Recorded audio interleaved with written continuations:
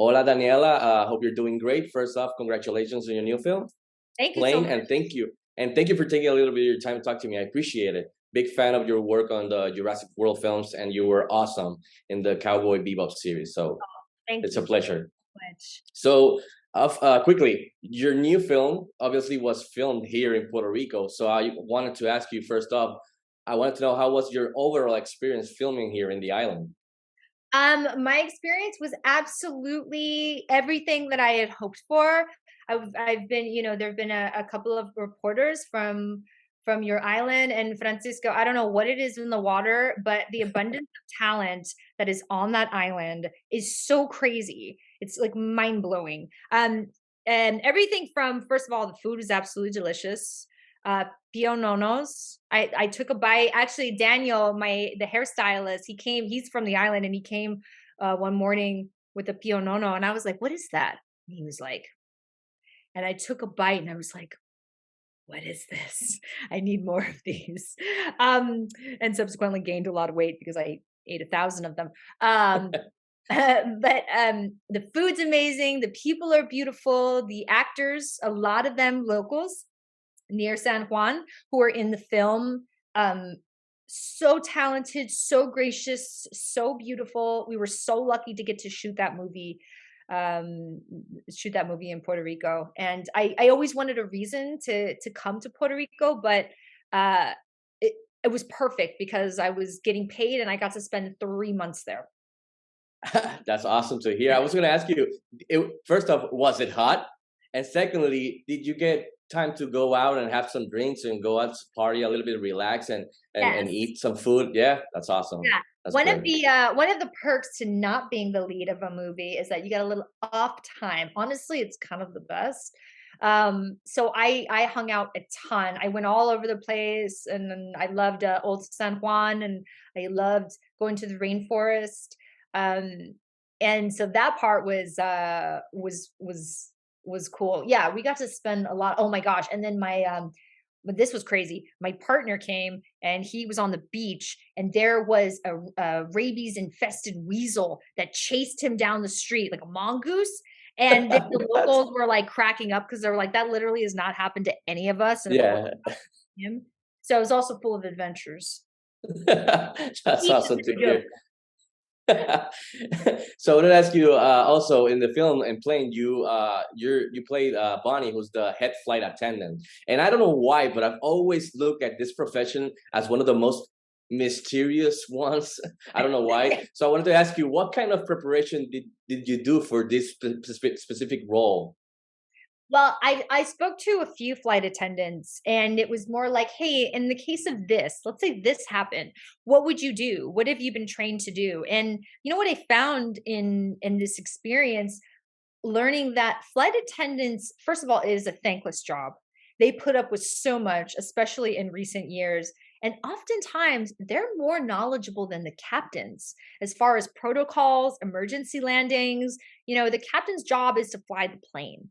But the flight attendants, their job is everything else. The passenger safety is their responsibility, and they risk their lives, even on a simple flight. They risk their lives. They are not belted in, and so I appreciated them before, but I definitely had a newfound respect for what they do. That's awesome to hear because, like I said, I don't know why, but I always find that profession to be mysterious and behind the curtain and everything. Yeah. So that's awesome, and you did a great job. So, in the movie, you share screen time with Mr. Gerard Butler, who's he's known for saving the president multiple times and kicking ass in a little movie called 300. So, how was your experience working with him? And also, as an actor, what's something that perhaps you learned from him while working on together on set? Yes. Well, I was obviously very familiar with Jerry's work, and Jerry has a very good reputation. So my agents and friends who'd worked with him were like, "You got to do this movie because he's a really nice guy." And so that's always really important because the lead will oftentimes set the tone for the entire production. And so I definitely made the right choice. I will say something that I learned from Jerry was that, yes, he's got a good track record. Yes, his movies are very good, but he led by example, and he's someone who he can get the job done. and he does it while being a really nice man. And those are just two things I think that, if I get the opportunity to, lead my own franchise or be the lead of my own action movie, that's what I want to do. I want everyone to have fun. I want everyone to be safe, and I want the movie to kick ass. That's good. Yeah, that's important. And finally, I wanted to ask you one of the things I really liked about Plane is it's how it's got this kind of cool. It's a kind of cool throwback to some of the action classics of the '90s, '80s, '90s. So when you first came across this script and the vision for this film, was that one of the things that attracted you to join the project? And also, what are some maybe one of your all time favorites from the '90s action films? Oh, yeah. First of all, that is so difficult to answer. But personally, my personal there's so many, right? But my personal favorite that I had on VHS, that was I was probably too young to watch, but it was my favorite movie, was True Lies.